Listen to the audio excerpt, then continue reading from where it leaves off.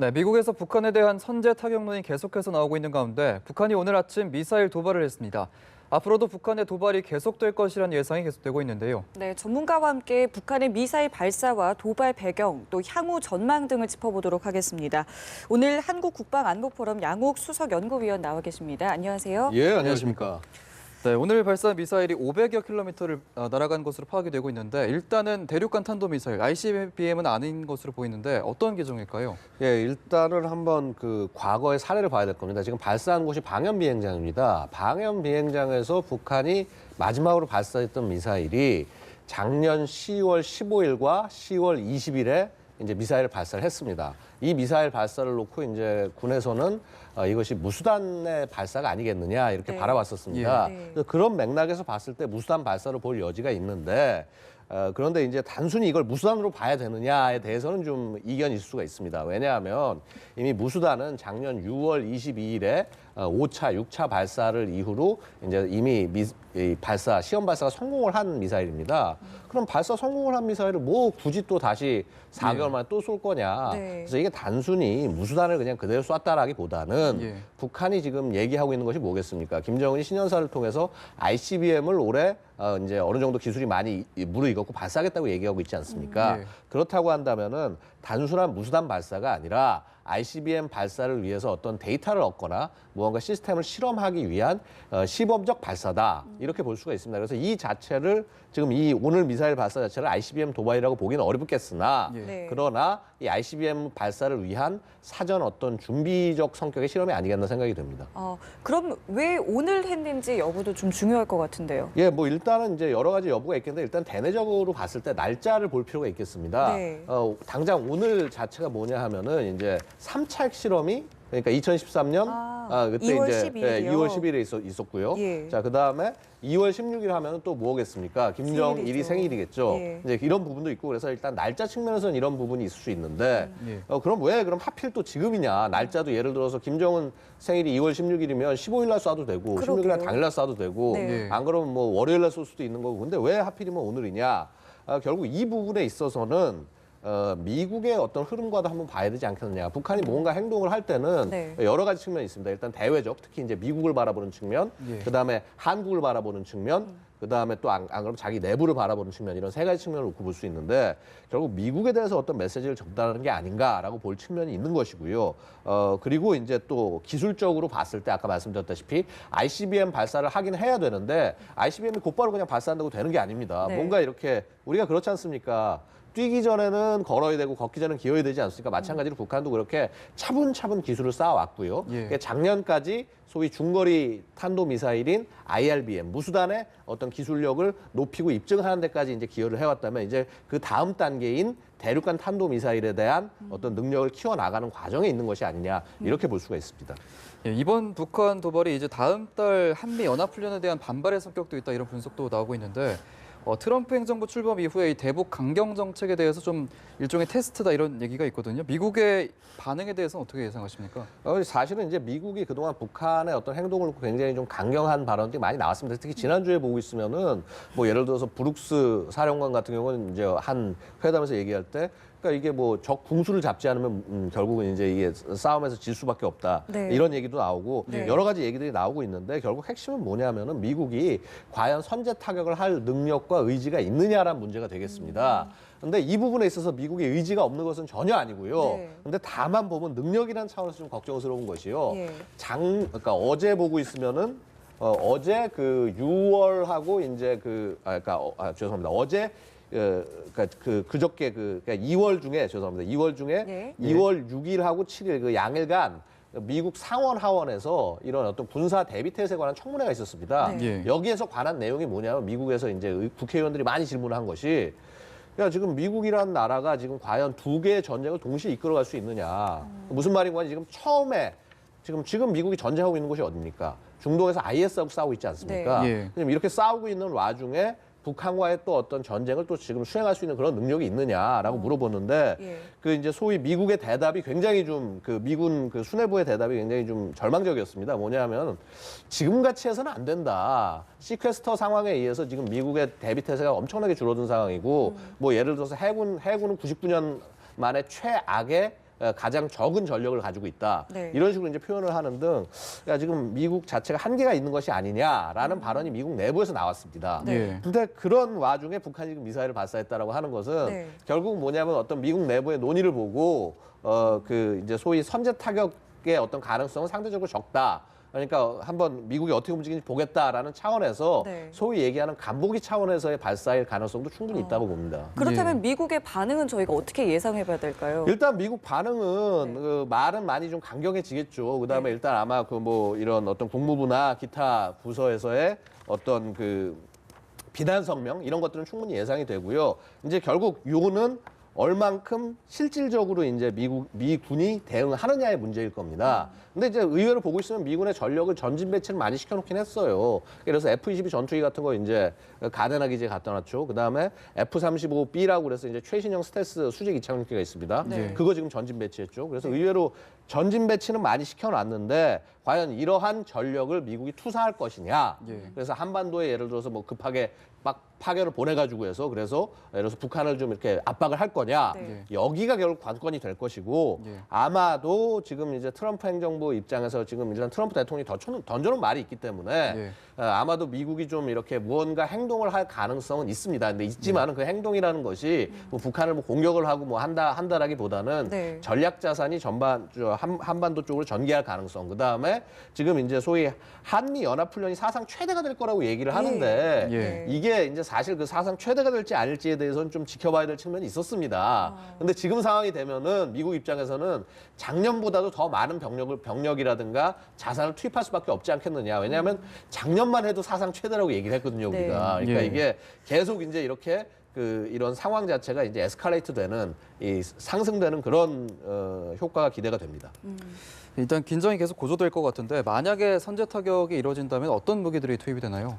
예, 일단 선제 타격이 되게 되면은 미국 입장에서는 굉장히 정밀 무기들을 많이 보내게 됩니다. 그래서 정밀 무기라고 하면 보통 우리가 얘기하는 크루즈 미사일 같은 것들이 있을 수가 있고요. 그 다음에 그 이외에 예를 들어서 이제 뭐 그렇습니다. 이 크루즈 미사일도 그냥 발사하는 것이 아니라 이런 이 잠수하면서 발사하는 이제 정밀 토마호크 미사일 같은 거라든가 아니면 이제 가장 대표적인 게 지금 우리 화면에 나오지만은 B-52나 아니면 B-1, B-2 같은 폭격기들이 이제 가장 사실 제일 핵심적으로 작용을 합니다. 그래서 보통 B-52 폭격기가 나와서 이제 크루즈 미사일 같은 걸로 공격이 가능하고 그 다음에 B-1이나 B-2 같은 폭격기는 정밀하게 들어가서 이렇게 이 소위 JDAM이라고 해서 GPS 유도 폭탄이 있습니다. 이런 것을 목표에 정확히 떨굴 수가 있고요. 그다음에 그 이외에도 예를 들어서 F-20이나 F-35 같은 그런 폭격기 전투기들 이런 것들은 이제 1000파운드나 2000파운드짜리 폭탄을 장착을 하고 정밀하게 적 수뇌부를 공격을 할 수가 있습니다. 그러니까 예를 들어서 참수 작전에 해당하는 임무는 이제 그런 기체들이 수행을 하고 지금 보이는 저 기종 안에서 보시면은 이제 지금 B2 가운데 B2 폭격기 있지 않습니까? 가오리처럼 생긴 이제 저것이 이제 소위 레이더 탐지가 잘 안 되기 때문에 저 기체가 들어가서 적의 지휘부를 공격하는 데 주로 활용이 됩니다. 그래서 저 B2 같은 경우는 뭐냐면 일반 폭탄도 폭탄이지만 14톤짜리 슈퍼 벙커버스터라는 폭탄을 활용할 수가 있습니다. 그래서 이 14톤짜리 폭탄이 내려가면 어떻게 되냐면 지하 200m에 있는 벙커까지도 격파할 수 있는 그런 능력을 가지고 있습니다. 그래서 이제 저런 B2 폭격기 같은 것들이 떴을 때 북한이 굉장히 불안해하는 이유 중에 하나도 그런 것이라고 말씀을 드릴 수가 있고요. 그다음에 이제 뭐 이외에도 사실 이제 저런 폭격기 전력 이외에도 미국이 활용할 수 있는 정밀 전력들이 굉장히 많습니다. 그래서 예를 들어서 잠수함도 지금 이제 신형 버지니아급이라든가 아니면 이제 뭐 기존의 LA급 같은 그런 잠수함에서 토마호크 미사일 같은 걸로 정밀 공격이 가능하고 뭐 그 이외에도 굉장히 다양한 자산들이 있습니다. 대표적으로 지금 우리 일본에 보면은 일본의 이 항공모함 전대가 지금 이제 전방에 언제 늘상 배치가 되어 있습니다. 이러한 항공모함들이 이제 출격을 해가지고 해서 공격을 할 수 있는 것이고요. 지금 이제 저런 이제 잠수함 같은 것들도 보면은 예를 들어서 미국이 가진 잠수함 중에서 오하이오급 잠수함에 순항 미사일 쏠 수 있는 잠수함이 있는데 이 오하이오급에서 순항 미사일을 쏘는 경우에는 154발의 그 순항 미사일을 잠수함 한 척이 보유를 하고 있습니다. 그래서 이제 그런 것들을 만약에 쏘아 올렸을 때 엄청난 화력이 되는 것이고요.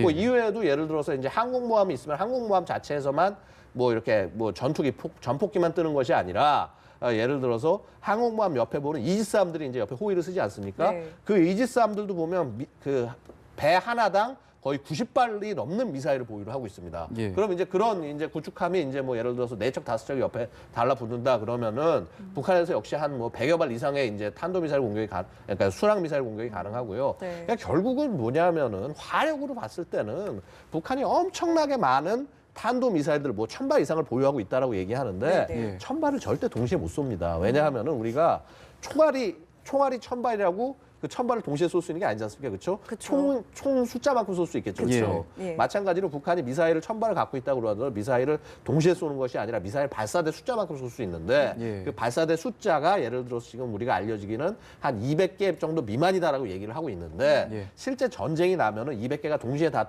투입이 되고 쓸 수 있는 것이 아니라 네. 실제 되면 아마 처음에 초탄 공격이 가능한 거는 한 30, 그중에 한 3분의 1 정도가 가능할 겁니다. 그러니까 50에서 60개 정도, 60발 정도의 이제 미사일을 동시에 발사할 능력을 북한이 가지고 있다고 보여지는 것이고요. 네. 그래서 사실 이제 그런 능력에 대응하기 위해서 우리가 사드 같은 미사일 체계, 그다음에 뭐 사드를 보완하기 위해서 뭐 패트리어트 같은 이런 미사일 체계 이런 것들을 갖춰서 북한의 초탄 공격을 막아야 된다라고 이제 말씀을 드릴 수가 있는 것이고요. 결국 뭐냐면 지금 이렇게 우리가 지금 선제 타격 말씀드렸지만 자꾸 지금 이러한 지금 제가 뭐 전쟁이 나야겠다 뭐 났으면 좋겠다 이렇게 말씀드리는 것이 아니라 예.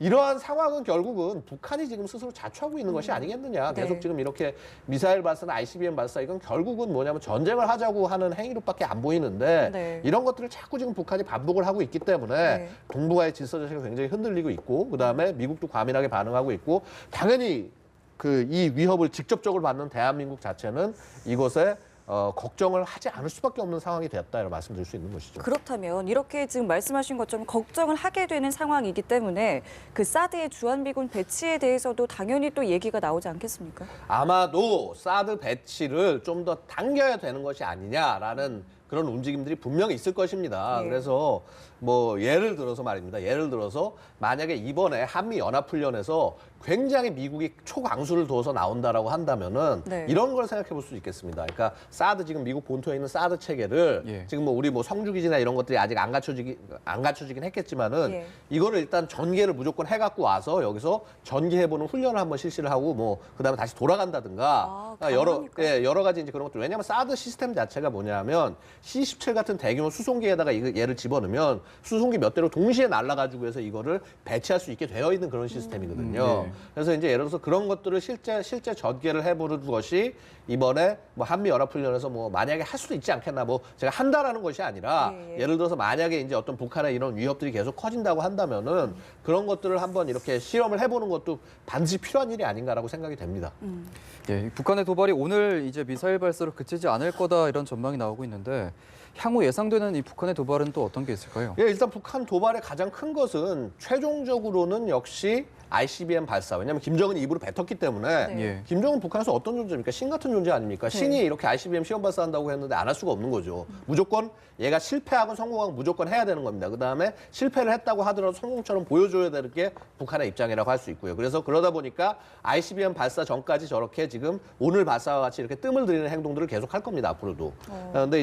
그런데 이제 결국 궁극적으로 ICBM을 발사를 할 거고 그다음에 결국 이 ICBM 발사를 왜 하냐? ICBM은 결국 그 안에 뭐를 넣겠다는 겁니까? 핵 아니겠습니까? 예. 근데 이제 지난번에 그 소위 이제 이 5차 핵 실험 자체가 이전과는 다르게 핵탄두를 터뜨려 본 실험이긴 했는데 이 파괴력 자체가 별로 충분하지 않다는 평가가 대부분 많았습니다. 예. 그렇다면 북한 입장에서는 파괴력이 좀 더 제대로 나오는 핵탄두의 폭발 실험을 해볼 가능성은 충분히 있거든요. 예. 그렇다면은 예를 들어서 6차, 7차 핵 실험 가능성 충분히 있다는 것이고요. 그러니까 이런 식으로 되면 이제 굉장히 에스컬레이트가 되지 않겠습니까? 예. 과연 이렇게 됐을 때 트럼프 행정부가 어느 정도까지 행동까지 나올까? 네. 북한으로서는 걱정하지 않을 수가 없습니다. 그렇기 때문에 이제 그런 강도를 어떤 식으로 수위를 조절할지에 대해서는 트럼프 행정부가 지금 이 북한이 발사해 봤으니까 반응이 있을 거 아닙니까? 일주일 이내. 이 반응을 보면서 어느 정도 수위로 나갈지 아마 그런 방향들을 정해 나갈 거고요. 그 다음에 이제 궁극적으로는 또 이게 있습니다. 북한 입장에서 봤을 때는 지금 이렇게 미사일을 발사해서 예를 들어서 한국에게 어떤 강한 메시지를 전달을 했을 경우는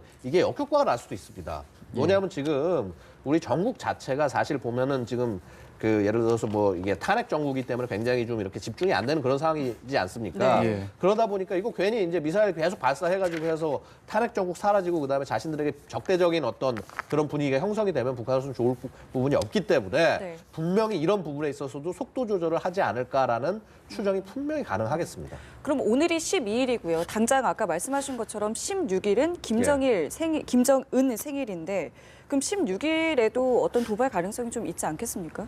16일 도발 가능성 뭐 충분히 생각해 볼 수 있습니다만은 그러니까 예를 들어서 이제 그럼 어떤 도발을 추후에 할 수 있느냐의 문제일 겁니다. 예. 그러니까 예를 들어서 미사일을 더 추가적으로 발사를 할 것인지 아니면은 뭐 기타 다른 어떤 뭐 예를 들어서 뭐 미사일 발사도 있겠지만은 그 이후에 뭐 좀 우리 대한민국 군에 대한 적대적 행동을 한다거나 그래서 긴장감을 높인다거나 이런 것들 충분히 생각해 볼 수가 있는데 제가 방금 전에도 말씀드렸지만 뭐냐면 북한 입장에서는 지금 이 위협을 한반도 전체에 대한 위협으로 몰아넣어서 대한민국 내에 지금 어떻게 보면 자신들의 우호적인 상황, 그러니까 지금 어떻게 보면 정부가 제대로 기능 못하는 한국의 상황 자체가 북한 입장으로서는 굉장히 우호적인 상황입니다. 그래서 이런 상황을 흔들 정도의 도발을 할 가능성은 상대적으로 낮습니다.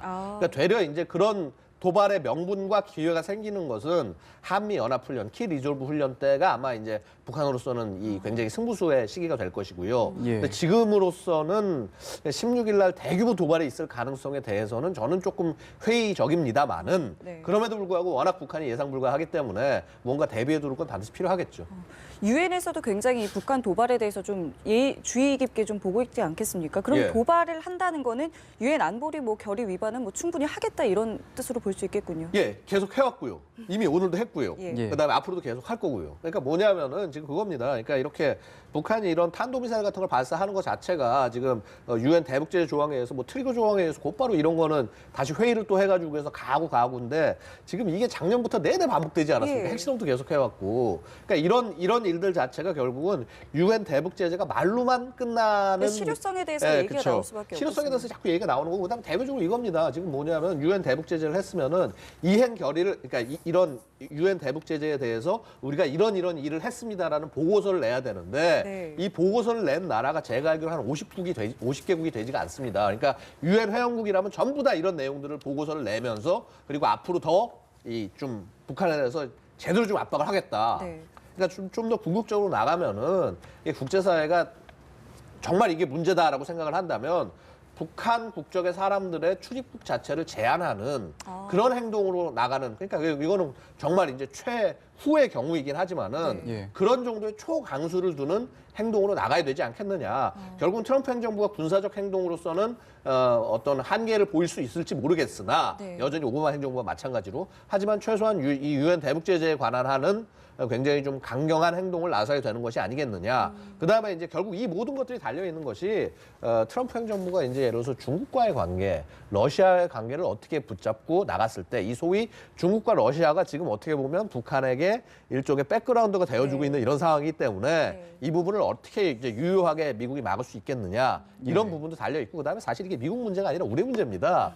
우리가 나서야 되는 상황인데 지금 보시다시피 지금 정부가 뭐 일단 권한대행 체제로 돌아가다 보니까 네. 좀 이렇게 본격적으로 나서지 못하는 측면이 있는 것이 아닌가 하는 안타까움이 있습니다. 알겠습니다. 지금까지 북한 도발과 관련해서 양욱 한국 국방안보포럼 연구위원이었습니다. 고맙습니다. 예, 감사합니다.